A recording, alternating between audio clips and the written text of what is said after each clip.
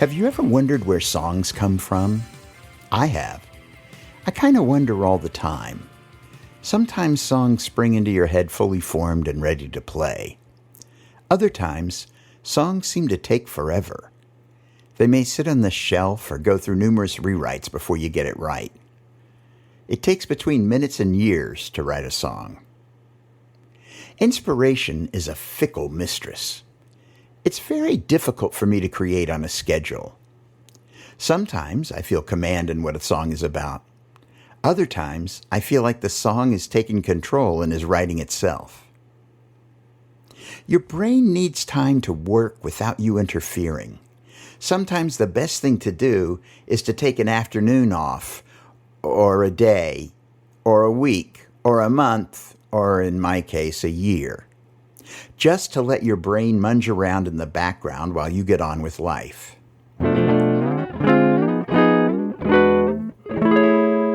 Hi, I'm Tim Rose, and welcome to Season 6 of the Tim Tunes podcast. This is our 54th regular episode. But before we go there, I'll be cleaning up a little leftover work from last season.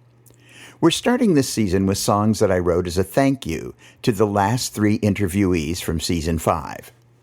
We'll listen to 3 new songs and follow the journey to writing each of them. So strap on your beanie, flip your propeller, and let's get started. Where have I been? Why has it been so long since my last podcast was released? Well, there are several reasons. If you're a dedicated listener, then you may be aware that in November of 2024, I took on a new part-time job as the Director of Lights and Sound at the Chelmsford Center for the Arts. This has occupied a lot of my time and my brain space. Mainly brain space, as the job is part-time, but I was thinking about the job a lot, learning new technologies, making sure that I understood what my duties and obligations are, and adapting to the schedule and lifestyle. Also, I simply had less time to devote to working on the podcast. I also teach guitar and continue to do freelance work as a sound designer and a technical director for other projects. So, enough of my splaining myself. Let's dive into it. In this episode, I'll be premiering 3 new songs, written as thank yous for the last 3 interviewees from Season 5, Todd Pronto, Tret Fure, and Polisar. It takes me a long time to write and record a high-quality song, and I wanted to make sure that these 3 got my very best. As you're about to hear, one song grew out of a music class, another out of a family story, and the last one, which took me the longest and took several complete rewrites, is about a region in Vermont. All of this took time until I got to a place where I thought I had something interesting to say.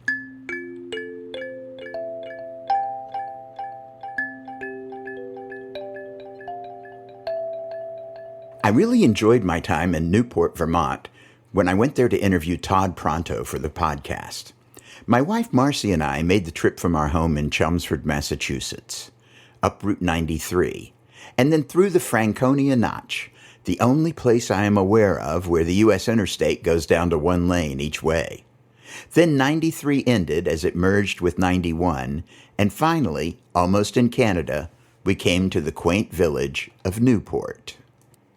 Nestled in a small valley in the northern section of the Green Mountains, Newport sits on the shore of the beautiful blue lake Memphremagog. Adjacent to Canada, this section of Vermont is referred to as the Northeast Kingdom. Thanks to Todd's weekly streaming show, Coffee with Todd, I've come to know some of the people in the region and what goes on there. While interviewing Todd, it was obvious that he has deep roots there and a deep love for the region and its people. In casting about trying to come up with a topic for a song for Todd, I knew that I had to include the Northeast Kingdom somehow. Then, I remember being struck by a story he told about sitting in a local Waffle House, drinking coffee and writing lyrics. And about how the waitress always called him Hun, and how it made him feel good. I knew I had to put that into the song as well. I decided to write a song about Todd choosing to leave Nashville and return home. If you're a fan of this podcast, you'll already know that home is a frequent topic of my songs.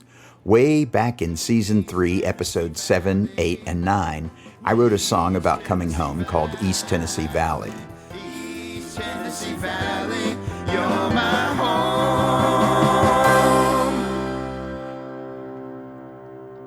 Yeah, that one. Some of the themes are the same. We'll play it after the end of the episode so you can compare it. So, now that I had my theme for the song and my hooks, I set about writing the song. On about the third version, I finally had something I really liked. I wanted to make something that Todd could play if he wanted to. I kept the arrangement pretty simple, just guitar, bass, drums, harmonica, and vocals. I tried to include some of Todd's frequent chord changes as well. I even played straight harmonica. It's my hope that he might play it someday. I mean, I wrote it, but it's his song as well as my song. He can play and record it as much as he wants, royalty-free. That's just my way of thanking him. Enough of my yakking. Now give a listen to Northeast Kingdom.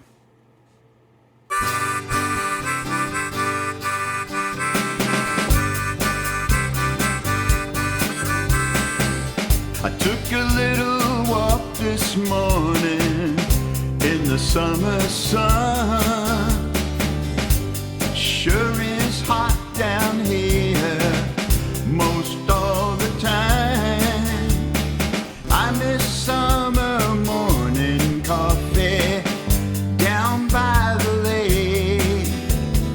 I miss winter and I miss fall, but I miss my people most of all. I think it's time for me to head back home. Northeast Kingdom, here I come. I gave it all my best, but I think I'm done. I'm done chasing rainbows out in the sun. Time to get back home where I came from. Northeast Kingdom, here I come.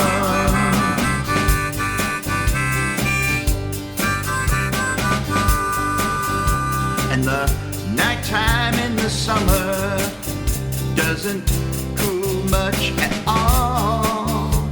The lakes never do freeze over like they do up north. I miss spring in the sugar shack. I sure do hope they'll have me back. I miss winter and I miss fall, but I miss my people most of all. Looks like it's time for me to head back home. Northeast Kingdom, here I come. I gave it all my best, but I think I'm done.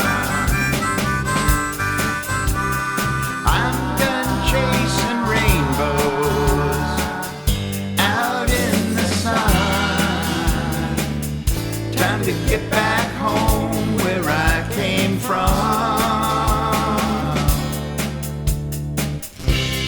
Northeast Kingdom, here I come.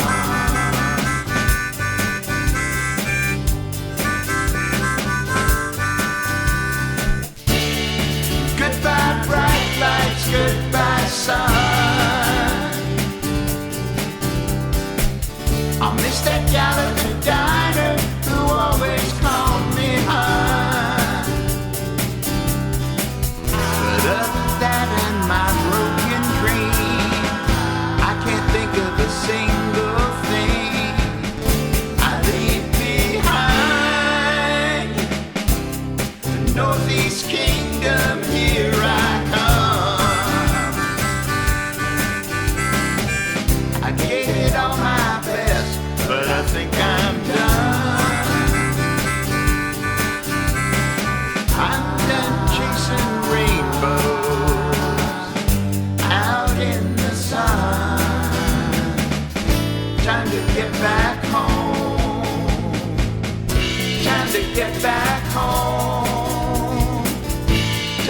get back home where I come from.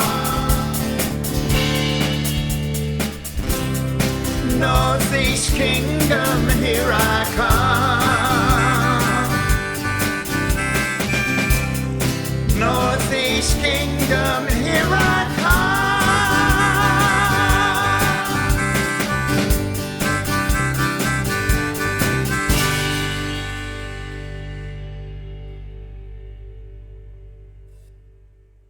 It's funny how memory and perception can change over time. This next song is based on my perception, not necessarily reality. I don't really know for sure that my mother made blankets for all my other brothers, but that's my memory and my perception. And, as we've all learned, of late, perception is reality. At least, it may as well be. I wrote this next song for Tret Fure. If you haven't listened to that interview, I strongly encourage you to do so. Tret is a true icon of folk music and just a delight to interview. I've known her and listened to her music for years. It was interesting to me then to go back and study her complete body of work. Only in this way was I able to get a sense of recurring themes. Instead of just listening to my favorite tunes of hers over and over, I was able to delve deeply into who she is and what's important to her. Consequently, when it came time to write this song, I wanted to do it in a style that was like hers. And I wanted to include some of her favorite themes, family and self-realization. I think I've captured some of her phrasing as well. I decided to use a simple arrangement again with guitar, bass, vocals, and a mountain dulcimer. So please enjoy Tret's song, The Blanket.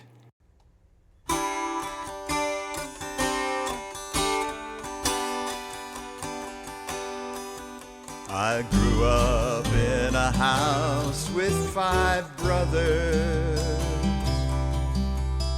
Mom and Dad made us 8.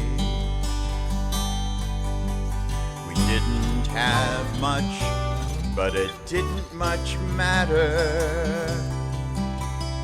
To us, everything seemed great. My mother would crochet these little blankets. She made one for every brother, save me. She'd show me a blanket that would soon be mine, and how it would be done by Christmas time. She'd crochet into those blankets her love and affection, every stitch a gift from her heart. I'll wrap myself up in her affection, then I'll finally have the love that is my part. But every Christmas came and went, every birthday passed me by, but there was no blanket for me ever. Just her explanation as to why. There was always someone who had a greater need, and my mother said she knew I'd understand. I tried hard not to show my disappointment. I tried harder still to understand. She'd crochet into those blankets her love and affection, every stitch a gift from her heart. I thought I'll wrap myself up in her affection, then I'll finally have the love that is my heart. Then the years fly by in the blink of an eye. Before you know it, you have a family of your own.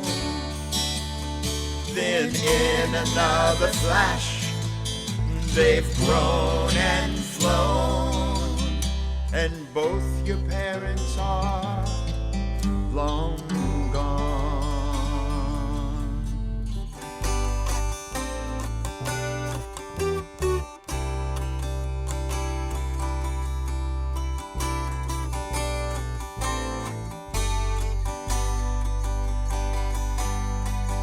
Until one Christmas morn, as we gather,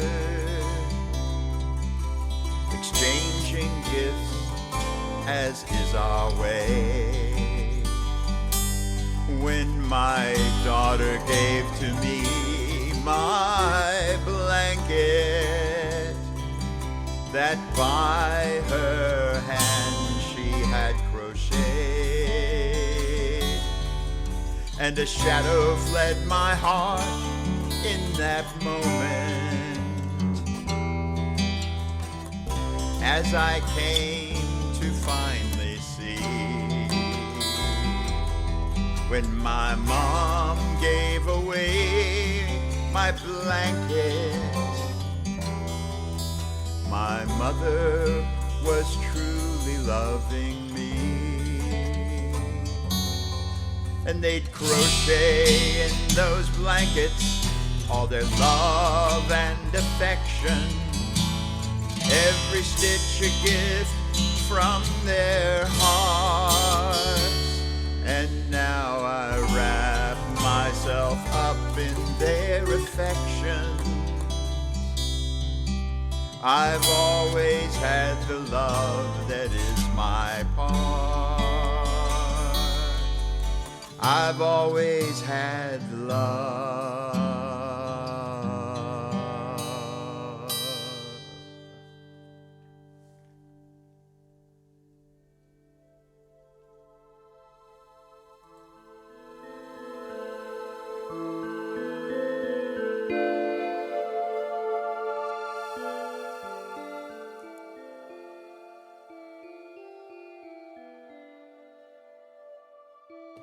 I'm a gig worker.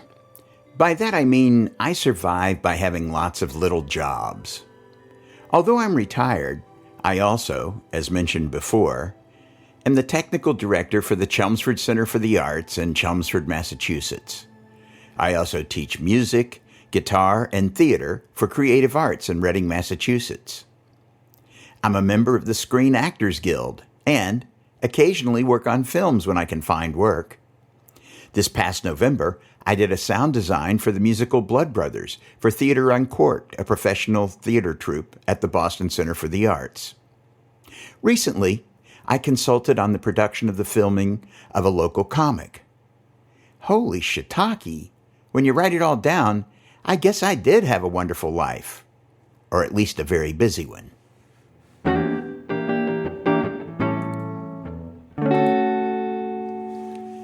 Through Creative Arts, one of my gigs is teaching music to special needs students at Reading Memorial High School in their LIFT program. I decided I'd try to write a song with the students, even though they were somewhat nonverbal. The nonverbal students communicate by pointing to pictures, so I decided to use PowerPoint to create a series of pictures to allow them to make creative choices so that we could write a song together. I had 2 students who helped me make the song, and I wanted to make sure that I included input from both. I started by asking them what the mood of the song should be. One student chose sad, and the other student chose happy. Okay. Next, I asked them what the tempo, the speed of the song should be. Again, one student chose slow, and the other chose fast. Then I asked them what style the song should be. And you guessed it, one student chose rock and the other chose jazz. Wow. Now, I won't go into the particulars of what the song is actually about, so as not to spoil your first time hearing it. But suffice it to say that the song includes some, for lack of a better term, ill-advised behavior by kids. Then it occurred to me that this was an ideal song to represent my interview with Barry Louis Polisar. In fact, I felt like I was probably influenced in the writing after reviewing Barry's voluminous catalog in preparation for my interview with him. I decided to make a more heavily produced number than Barry's earlier stuff and lean more towards the style of his later work. I used guitar, bass, drums, lots of vocals, and a farfisa-like organ to produce the song. Oh, and in the beginning there's a jazz guitar accompanied by a jazz bass and a vibraphone. So Barry, here is your happy, sad, slow, fast jazz rock song, I Want to Go to the Beach. When I go to the beach and I leave my house, I can't bring my dog or my cat or my mouse. That makes me sad and I want to be glad. So this is what I'm gonna do. Wanna go to the beach with my dog and cat, 'cause that's where it's at. I wanna go to the beach. I wanna go to the beach with my family. Sit next to the sea to see what I can see. I'm gonna play with the dog. I'll keep an eye on the cat. She doesn't do much. She likes to sit there and scratch. I throw the doggy a bone. I tease my sister a lot. I'll leave the cat alone. And I'll say, good dog, Spot. Wanna go to the beach with all of my pets. Looks like we're all set to go to the beach. But when we went to the beach, I took a little nap. Then when I awoke, my pets had taken a lap. We looked all around. We looked up and down. But try as we might, they couldn't be found.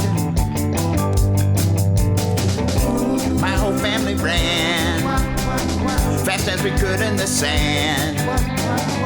So we ran and we ran fast as we could in the sand.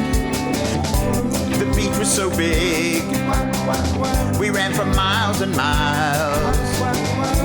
But when we got back, we all had big smiles. Because the dog and the cat, they just came back. The cat's out of my hat like she meant to do that. So we packed up the car and we headed all back. The whole family.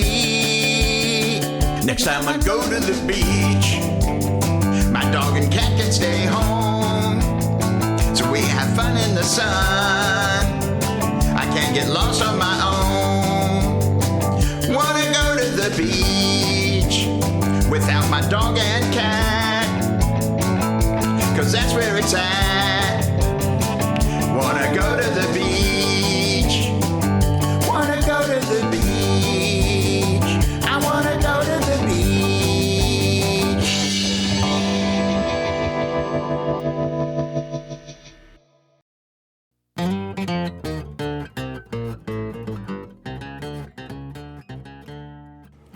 Well, that's it for this episode. I hope you've enjoyed these 3 thank you songs. If you'd like to hear more of my songs, you can stream them on your favorite music service. I've published 4 albums that you can stream by searching for Tim Rose and the names of the albums. They are Family Album and Virtually Live. I also have 2 albums that contain songs from the podcast that are not included on those albums.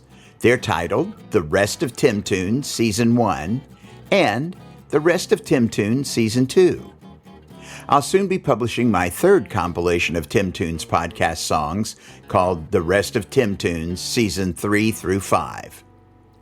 This season, I'll be focusing a little closer to home. I'll be having interviews with old friends who have gone on to make their careers in music and performing, and new friends that I have met in the local singer-songwriter and theater scenes. We'll speak with songwriters, musicians, singers, band directors, and service providers. Please feel free to send me comments on this episode via Facebook at the Tim Tunes Podcast group or email me at timtunespodcast@gmail.com. If you'd like to support the show, you can subscribe on Patreon or send me a donation at Rimtos on Venmo or PayPal. You can also help promote the podcast by subscribing to the podcast in your listening app or by writing a review on whatever podcast tool you use or by liking us on Facebook or iTunes. Also, you can support the show just by listening to some of my albums and songs on your favorite music streaming service. I'd like to take a minute to thank my super supporters, Jim Leach, Larry Green, Terry Sullivan, and the late Sally Sislak. These people have made a significant donation to Tim Tunes or have become high-end subscribers on Patreon. However you support the show, thanks. So until next year, time, hi, moi, moika.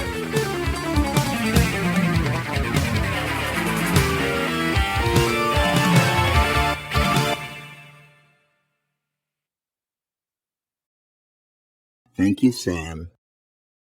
And now, here, as promised, that old tune of mine, East Tennessee Valley. Enjoy!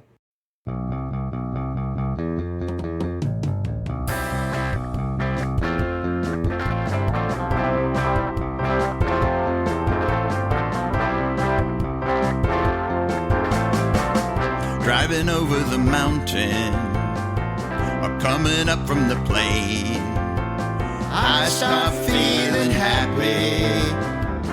I just can't explain. I got no reason to be joyful, but I cannot escape this flying footloose feeling and the smile upon my face. I was born here years ago and left as a child to roam. East Tennessee Valley, you're my home.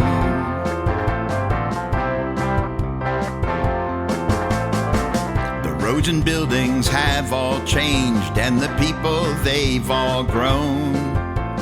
Some moved on and some have gone to some other home. Maybe it's the earth or the water, or the night, or maybe the sky, or the spirits of my elders calling me nigh. Everything large has gotten smaller, and everything new seems old. East Tennessee Valley, you're my home.